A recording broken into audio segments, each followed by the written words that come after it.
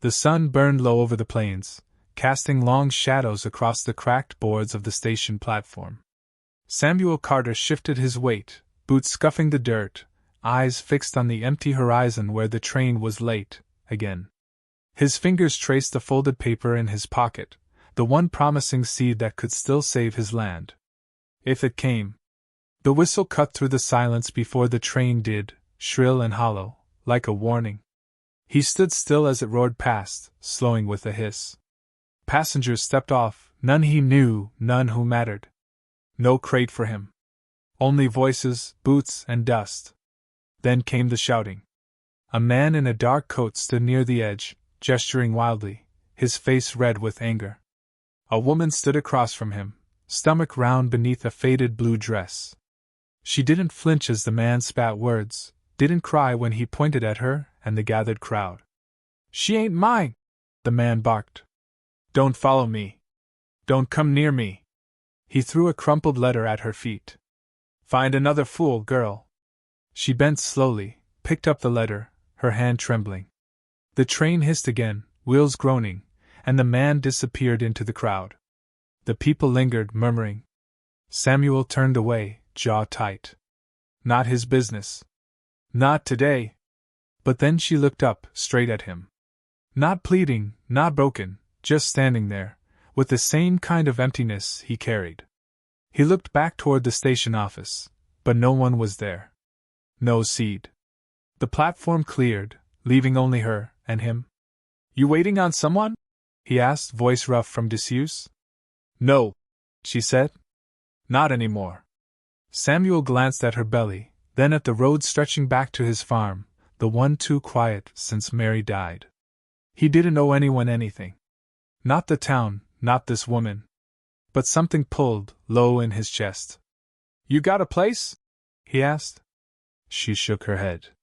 He looked at her again, at the way she didn't ask for help, didn't expect it. "I need to head back," he said. "If you've nowhere else." Her eyes flickered, uncertain. "There's a preacher in town," he added. She frowned. "You don't know me." He nodded once. "And you don't know me." The wind kicked dust around their boots. The silence stretched, but she didn't move. "No child should be born with shame," he said, almost to himself. She stepped forward, small, hesitant. "You'd do that?" He didn't answer, just started walking. After a moment, she followed. By evening, the preacher stood between them, words solemn and quick. Samuel said little. She said less. No one from town came to witness. There was no celebration, no promises made. Just two people, standing side by side, because neither had anywhere else to stand.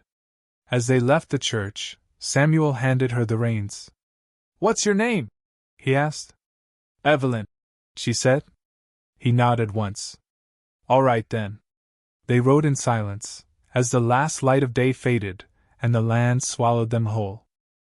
The wagon wheels creaked under the weight of silence as Samuel drove, eyes fixed ahead, reins loose in his hands. Evelyn sat beside him, her fingers knotted in her lap, holding the small satchel that carried all she had left. The wind bit through their coats, sharp and dry. Neither spoke. There wasn't much to say. The land stretched wide, bare trees clawing at the sky, patches of frozen earth breaking up the yellow grass. Evelyn's eyes scanned the horizon, but there was no town, no smoke, no sign of life beyond the ruts in the road. She pulled her shawl tighter. "How far?" she asked. "Hour more," he said. The sun dipped lower, shadows stretching long. They passed a dead cow, ribbed sharp through the hide, left where it fell. She looked away. The house came into view as the last light bled from the sky. A squat, tired-looking place with a sagging porch, and wood that had seen too many seasons.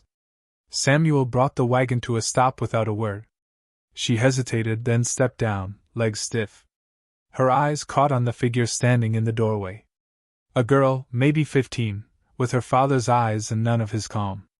She didn't speak, didn't move. Just stared. Samuel unloaded the sack of feed, then turned. "Clara," he said, voice low. "This is Evelyn." The girl's eyes didn't shift. Evelyn forced a smile, but it didn't hold. She'll be stayin', Samuel added. Clara's lip curled, just a little. Why? 'Cause I said. The girl's shoulders stiffened. She stepped back inside without another word. Evelyn stood frozen, her breath caught somewhere between shame and anger. Samuel didn't look at her. You hungry? She shook her head. Inside, the house was dark, save for the fire's dull glow. A table with 3 chairs. One sat unused, dust gathered thick on the wood. Samuel lit a lamp, the flame flickering. You can sleep in here, he said, motioning to the small room off the main space. Ain't much. She stepped inside. A bed, a rough blanket, and an empty space where a window should be. Thank you, she murmured. He nodded, turning away. She sat on the bed, unwrapping her shawl. Her hand rested on her stomach, the life inside shifting, a reminder she couldn't forget. The weight of the house settled on her. Heavy was silence and something else, grief, maybe, or just the cold. In the other room, Clara's voice rose, low and sharp. Why is she here? She's my wife now. You didn't ask me. I don't need to. She's got someone else's baby. Silence. Evelyn closed her eyes, fingers tightening over her belly. She'd heard worse, but not here, not yet. The wind howled outside, rattling the boards. She lay down, facing the wall. No tears. She'd cried enough. Tomorrow, she told herself. Tomorrow she'd find her place. Or at least try. In the darkness, Samuel sat by the fire, staring at the flame, his hands rough and still. He thought of Mary, of the way she'd hum while cooking, the way she'd worn that same look of quiet defiance. He thought of the empty chair, the one Clara wouldn't touch, and the seed that never came. A new wife. A stranger's child. But he'd spoken the words. He'd made the choice. Outside, the wind carried the sound of wolves far off, a lonely cry under a sky full of stars. The cold came early that year, settling deep into the bones of the land. Frost clung to the windows each morning, and the breath of man and beast rose like smoke in the still air. Evelyn woke before the light, pulling the rough blanket tighter, the chill gnawing at her fingers. She sat up slowly, the weight of her belly making every movement careful, deliberate. She heard him outside, chopping wood. The steady rhythm of the axe, the brief pause, then the crack. Again. Again. She moved quietly, wrapping her shawl, stepping into the main room. Clara sat at the table, head down, cutting a piece of bread with more force than needed. Evelyn poured water from the jug, the silence stretching between them. You don't have to help, Clara said without looking up. I know, Evelyn replied. She drank slowly, the water colder than she liked. The door opened, wind sweeping in with Samuel behind it, arms full of wood. He glanced at Evelyn, then to Clara. Cold set in harder, he said. We need to board the east wall. Clara stood, brushing crumbs from her hands. I'll do it. You'll help, he corrected, setting the wood down. They worked all day. Evelyn stayed near the hearth, mending torn clothes, her fingers stiff and clumsy in the cold. Now and then, she glanced out the window, watching Samuel and Clara hammer boards, their breath white in the air. Later, as the sun dipped low, Samuel came in, wiping his hands on his coat. You all right? He asked, eyes flicking to her belly. She nodded. Just tired. He hesitated, then turned away. Town tomorrow. Need to see about salt. She said nothing, just folded the last shirt and stood to stoke the fire. That night, as the wind howled and the house creaked, Clara's voice cut through the dark. She ain't gonna last. Samuel stared at the ceiling.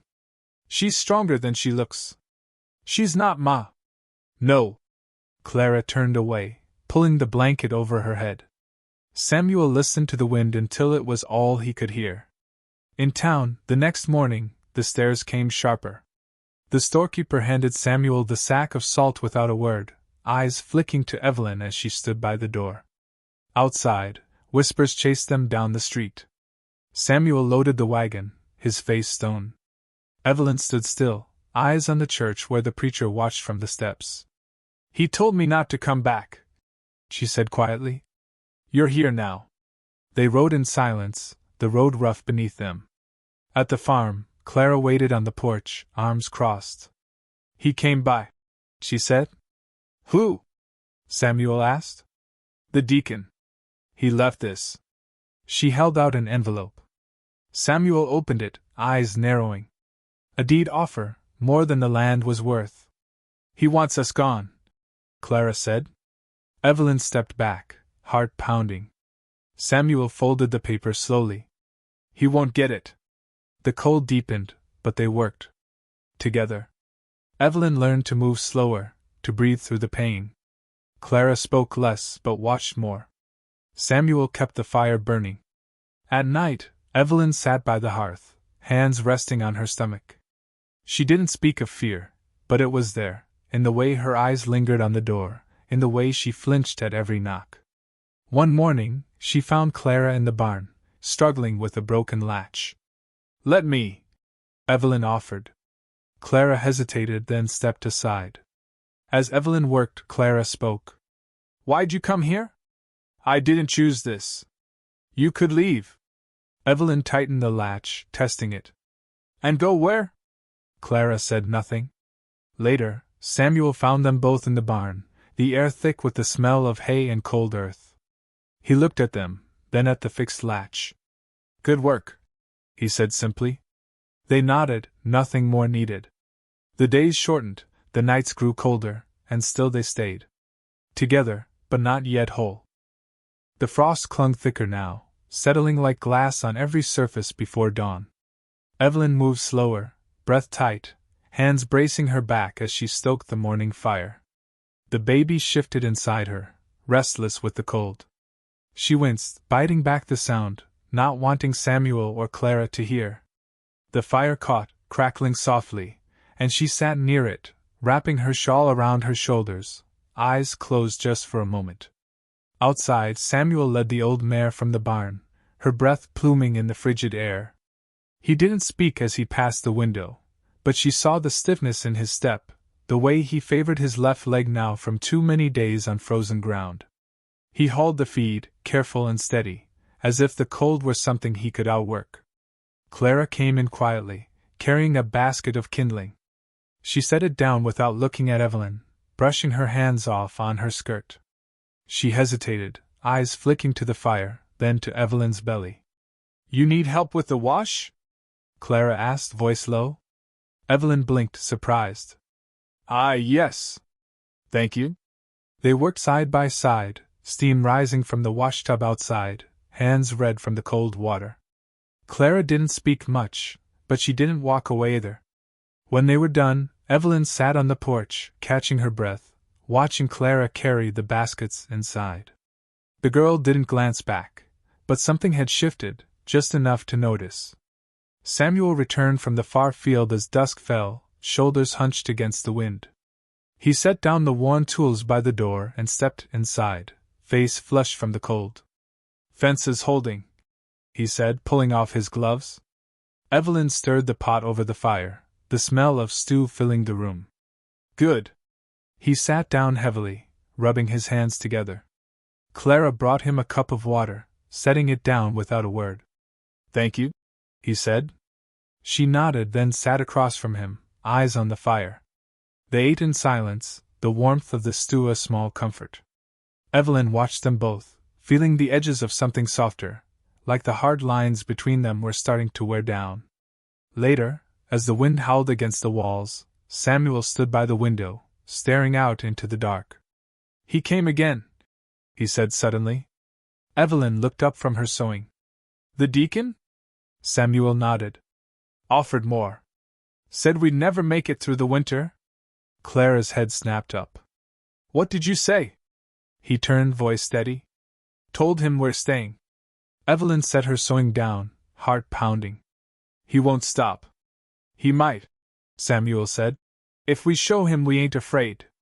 Clara stood, shoulders square. "I'm not afraid."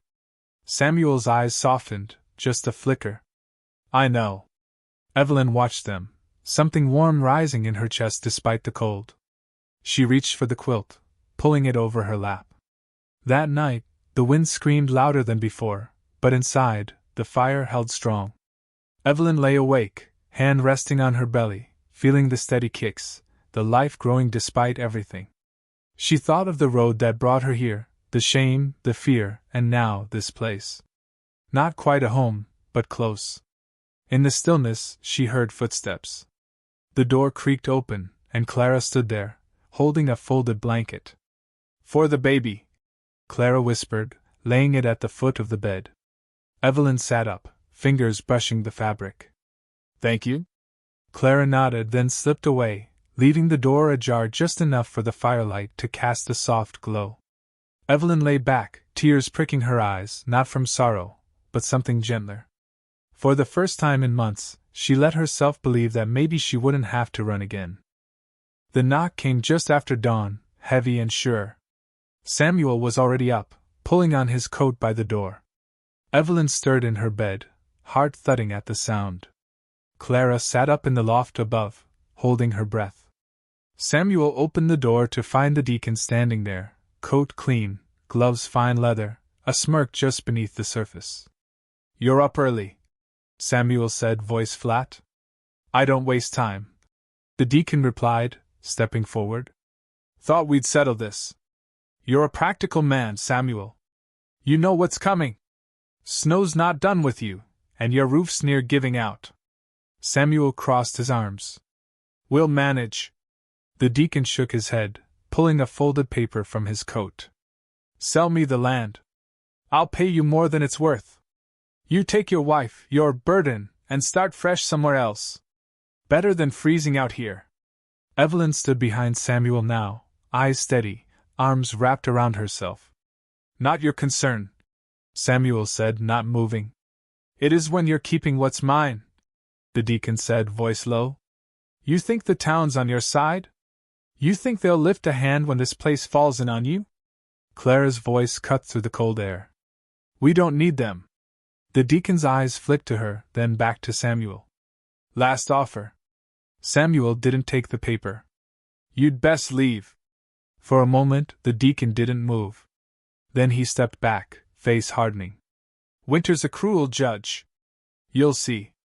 He walked away, boots crunching in the frost, leaving silence behind him. Samuel closed the door slowly, the weight of the moment settling in. Evelyn spoke first. "He won't give up. He can't take what we won't give," Samuel said. Later, Samuel hitched the wagon, loading tools and spare boards. Clara stood by, watching. "We'll check the fence line," Samuel said. "Storm's coming." "I'm coming too," Clara said. He nodded once. Evelyn stayed behind, gathering blankets, checking supplies.